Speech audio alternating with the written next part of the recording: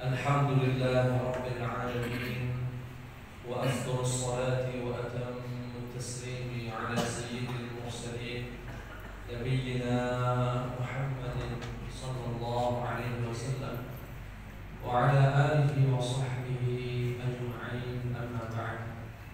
Bapak Ibu jemaah salat Aisyah yang dimuliakan oleh Allah Subhanahu wa taala, alhamdulillah atas segala nikmat yang Allah berikan kepada kita sehingga di malam ke-23 ini yang merupakan salah satu malam ganjil dari 10 terakhir bulan Ramadan, kita masih diberikan kesehatan bisa menghidupkan malam ini dengan sama-sama sholat tarawih berjamaah. Semoga Allah menganugerahkan kita kemuliaan malam Lailatul Qadar. Amin ya rabbal alamin. Salawat beriring salam tercurahkan kepada suri tauladan kita baginda Muhammad sallallahu alaihi wasallam. Semoga kita dengan segala kekurangan kita diizinkan Allah untuk membersamai Nabi Muhammad di surga Allah Subhanahu wa taala. Amin amin ya rabbal alamin. Bapak Ibu yang dimuliakan oleh Allah Subhanahu wa taala, ada seorang sahabat Nabi, umurnya hampir 100 tahun, hidup panjang umur setelah wafatnya Rasulullah. Beliau bernama Abu Dzar Al-Ghifari. Hampir 100 tahun umurnya, tapi sholat malamnya luar biasa. Siangnya puasa, malamnya hidup dengan sholat kepada Allah Subhanahu wa taala. Sahabat-sahabat yang ada di sekelilingnya merasa kasihan dengan kondisi yang sudah tua, tapi makin semangat beribadah. Akhirnya sahabat-sahabat yang lain itu pun memberanikan diri menasihati sahabat Abu Dzar Al-Ghifari. Wahai sahabat Rasulullah, tidakkah kamu beristirahat, tidak terlalu ngoyo? Karena umur kamu kan sudah sepuh, sudah tua. Kata beliau menjawab dengan jawaban yang jawaban ini menjadi catatan sejarah dan terus diwarisi sampai hari ini. Beliau berkata, orang yang mengikuti perlombaan pacuan kuda ketika melihat garis finish itu bukan makin kendur, dia akan makin kencang. Artinya apa? Orang itu makin tua, makin jadi seharusnya makin semangat. Termasuk dalam konteks bulan Ramadan, makin tersisa sedikit, seharusnya semakin kencang kita beribadah. Sebagaimana halnya orang yang sedang berlomba, ketika sudah mulai melihat garis finish, tidak ada orang lomba mengurangi gasnya, pasti dia akan tambah kencang. Artinya apa? Mungkin 20 hari yang lalu kita lalai, tidak maksimal. Upayakan di sisa-sisa hari ini Quran kita baca, maksimalkan kita sudah membacanya. Kalau bisa di tangan kita jangan lepas dari tasbih, agar mengingatkan kita untuk selalu berzikir kepada Allah. Begitu lalai langsung sebut nama Allah, begitu lalai langsung sebut nama Allah. Jika 20 hari yang telah berlalu sholat kita atau setelah sahur sampai dengan waktu subuh kita habisi dengan nonton TV atau ngobrol atau apa, kita lanjutkan sholat malam kita, ambil sejadah kita, ambil wudhu kita sholat, memaksimalkan di hari-hari terakhir bulan Ramadan agar mendapatkan kemuliaan malam Lailatul Qadar.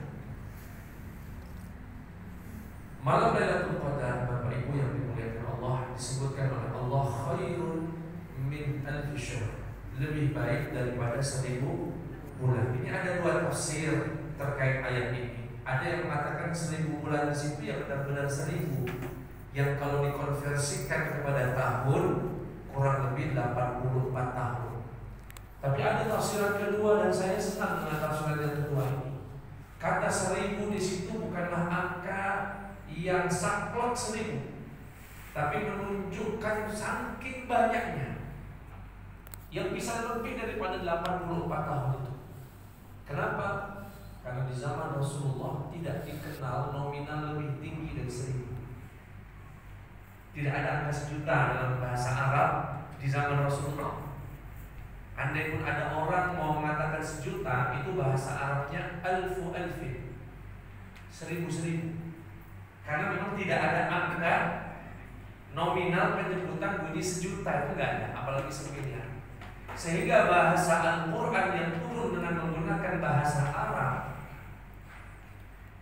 yang mengatakan Lailatul Qadri khairun min alfi, lebih baik daripada 1000. 1000 situ bukan 1000 angkanya 03 menurut tafsiran yang kedua. Hanya ingin menggambarkan begitu banyaknya pahala yang Allah akan berikan, lebih bahkan daripada 1000 yang kita hitung. Nah, untuk mendapatkan kemuliaan malam Lailatul Qadar ini, dalam kitab At-Taqrirat As-Sadidah, rupanya malam Lailatul Qadar ini tidak seperti yang dibayangkan oleh sebagian orang yang membayangkan Lailatul Qadar itu hanya bagi orang-orang soleh tingkat tinggi, Pak Ustaz. Kalau cak kami ini mana mungkin dapat malam Lailatul Qadar? Oh tidak.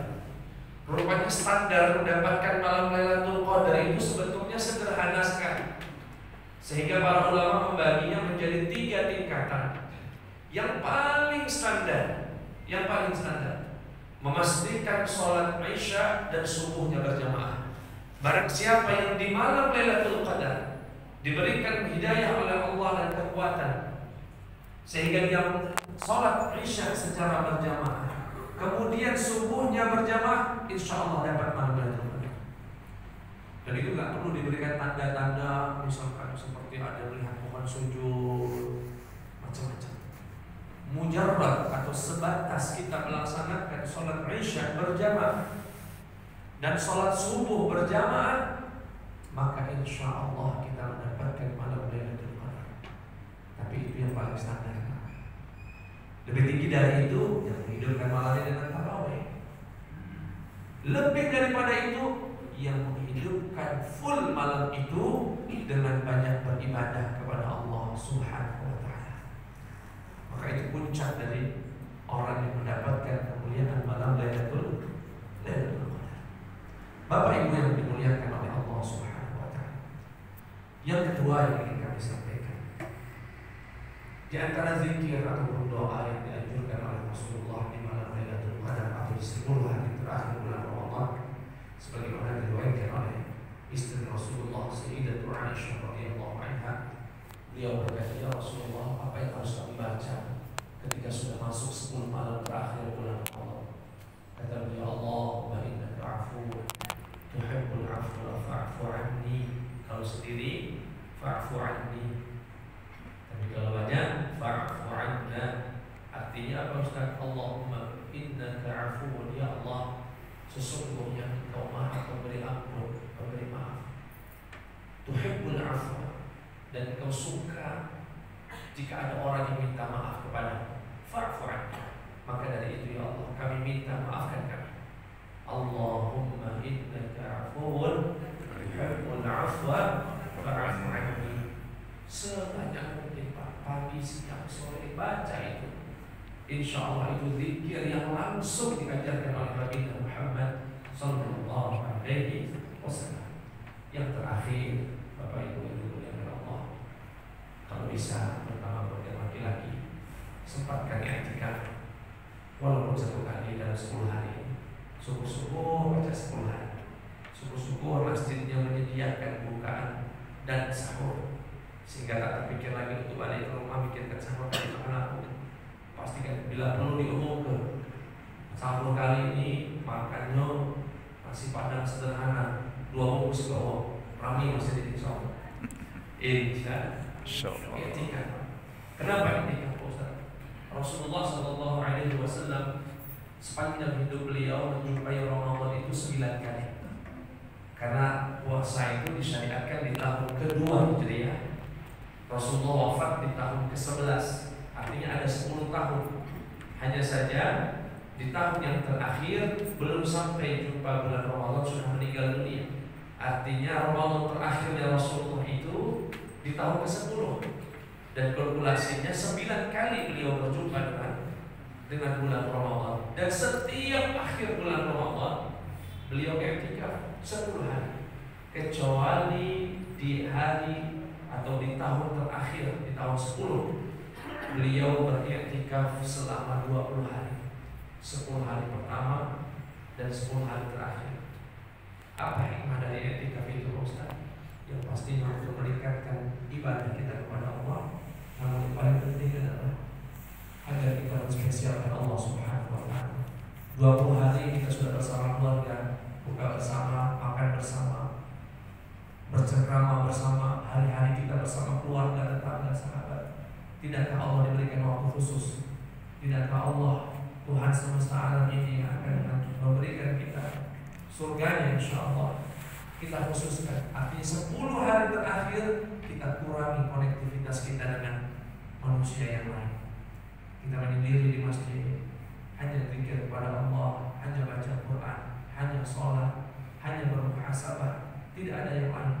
Minimal kalau kita bisa 10 hari di hari-hari ganjilnya, tak bisa di hari-hari ganjilnya rasakan walaupun 1 malam.